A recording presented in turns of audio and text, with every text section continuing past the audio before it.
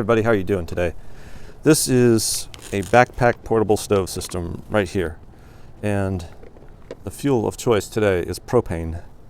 So this is a very small propane bottle that carries 50 grams worth of propane, and what's very unique about this is it's all lightweight. You can take this with you on a trip and you can operate in very cold conditions. Propane, unlike butane fuel, is able to operate in freezing conditions. As you can see here, it's at 0 degrees Celsius out here. So the butane fuel may not respond as well as you want it to at those temperatures. Even if you're using some of these refillable butane containers, still the same thing. So what we're using today is propane, which liquefies at negative 42 degrees Celsius versus negative 0.5 degrees Celsius for butane. The problem with this is when you utilize propane, you have to use a converter valve in order to make it work with your stoves, if you're using a butane stove, that is.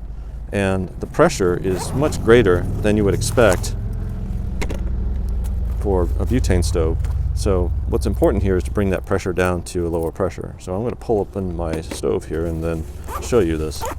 The stove that you see right now in front of you is a low pressure stove, and there's a poppet valve inside of it, right in this area right here. And that poppet valve keeps the pressure regular at a low pressure. So about 100 kilopascals, or about 15 psi. Propane is at 500 kilopascals, or about 100 psi. Butane is 200 kilopascals at 32 psi. And that's at room temperature, not at this temperature right now. So just keep that in mind. So thing is, this is expecting twice the amount of pressure going in there, not 4 to 5 times the pressure. So it's important to regulate that pressure and bring it down to a lower pressure. And that can be accomplished with a high pressure propane regulator, as shown right here. This will take the high pressure propane from the propane tank and bring it down to lower pressure butane, and allow you to put one of these propane connectors down to the Lindell valve type connector so that you can run your stove. But this is heavy. This is a really heavy piece of equipment. So carrying that in a bag, yeah, it worked for you. But we found something different. This weighs a lot less, and it is a pressure regulator. Now over here, you may have seen this before in some of my videos. It's a stove that is dual fuel. You can put a butane canister in here or a propane canister externally using this hose right here. So this hose connects to the propane connector on the tank, and this 16 millimeter by 1.5 millimeter thread goes onto the stove. This is an excellent regulator, and it's very lightweight. So yes, you can order one of these online and formulate it to your needs. In here, this is a Lindell valve, and that was pushed inside of the hose. Now I've got to clamp this down, but it's not going to come out of there. It took an amazing amount of force to get this Lindell valve barb inside of this hose. So what this does is it regulates that pressure down to what this is expecting. In fact, it lowers it down to almost the exact level of the regulator for this poppet valve. So that's important because you can create a pretty good meal while you're out there in the wild just using this stove. And if you are out there and skiing, like in really cold conditions, or you're out there cross-country skiing, maybe snowshoeing, hiking in the snow, snow camping, or snowmobiling, this is ideal for you. So what I'm going to do is demonstrate this today. I'm going to use one of my extension hoses to get the propane tank a little bit further away than the stove, and we'll make some chili. And this is exactly what I'm going to do when I go skiing in a few weeks. Is I will take this with me, either have it out in my car so that when I get back I can have something like a cup of hot tea or a cup of hot coffee and some chili on the way out before I go down the road. Okay, so this is all set up. The important thing here is to make sure that you have your hose connected, and since it's already converting to a Lindell valve, this type of connector is not necessary. The reason for making sure this is connected to your system is that there is no valve on the end of this to allow for the propane to come out here and stop. I do have a leak detector. I'll go ahead and get that up and running. just so we can be safe. And I'll show you something with these hoses, which is really nice. They have a valve in there, so once the hose is pressurized, it will close up immediately and won't leak. So 50 grams of propane connecting.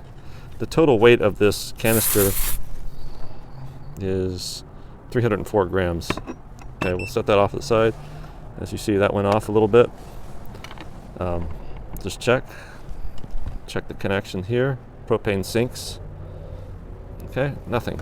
All right, we'll go ahead and connect it up here. All right, I should mention to you all that it's important to obviously make sure your stove has been turned off before you connect it to propane. Over here, we've got a Stanley cup. It's nice because it fits in a backpack.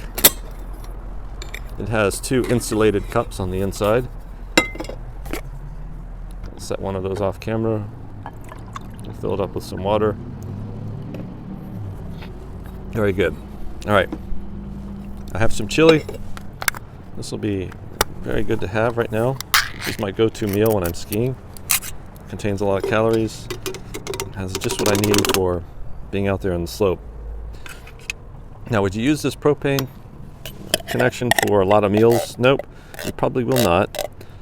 You can probably get a couple days worth of meals out of that, and the important thing to remember there is less is more. So what that means is you definitely do not need this chili boiling and piping hot. Just like if you're making hot tea, you do not need to bring it up to a complete boil. That's important. So there's no need to fully heat this up. You just want it warm enough to be pleasant on your mouth and not burning. So I'm going to go ahead and ignite this. We'll set this out of the way. This is the Stanley cup. It'll just go right there.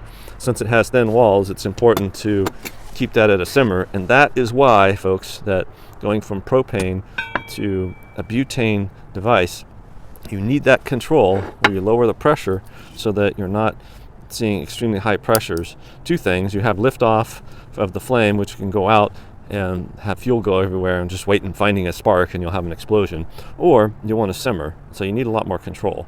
So we'll turn that on. I got it up and running. Okay, we can take this out here. This is just a wind baffle. Just keep that up here to keep the wind away.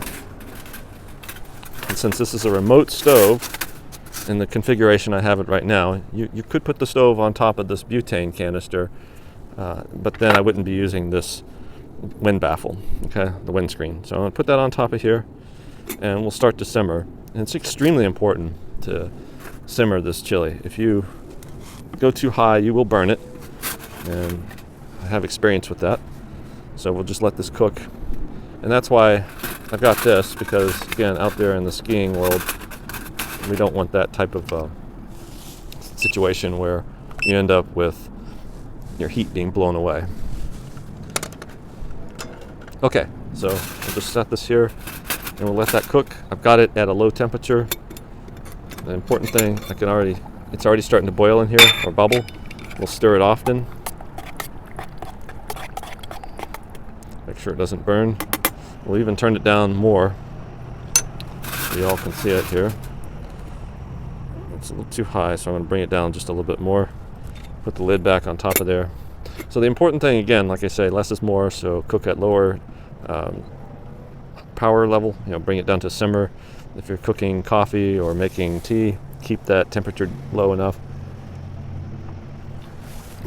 These canisters with the thin walls are prone to burning, so it's important to keep the temperature lower and just take your time. So in a little while you'll have a meal that's ready to go, and it just takes some patience. So imagine this in a very windy situation. You just put the windscreen around it like this, and we're good to go. Again, if this were attached to the butane canister, we would have it open because we don't want to heat up the butane canister. But I've got the propane outside of this windscreen. So I'll just continue to stir, give this a little bit of time. All right, so just give that some time. While we're out here, just a couple little things to see is that I have several different type of connectors that I carry with me just in case I come across butane canister like this, which is $3 for a butane canister. A disposable butane canister about this size would be about $7 to $8. This is about a $50 refillable tank, but it can be utilized multiple times for butane only. So that's why I have all these connectors. The amount of propane sitting in this bottle right here is about 6 cents worth of propane. So mathematically, I guess you can try to justify that financially. You'll make it. The canister itself is about $14, and the Lindell valve was about $1, and then the extra hose here that I got was about $15. It's a replacement hose. We're not going for financial savings here. This is for being able to be outdoors in the cold and have a successful meal here without having it take forever because the butane is not responding. So we're almost done. It's getting nice and warm. I'm ready to turn this off in a few minutes, and then you all can let me know what you think.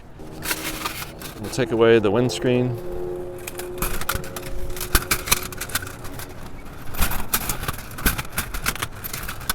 And turn off the stove because we're ready to go.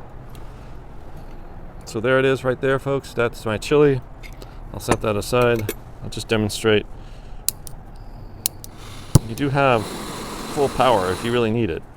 Okay, so this is not something that is just restricted significantly. So very good results out of a propane tank in extremely cold conditions. It's not extremely cold where I am right now, but this is a test just to show how well this works. Let me know what you all think. Thanks a lot. Take care, everybody.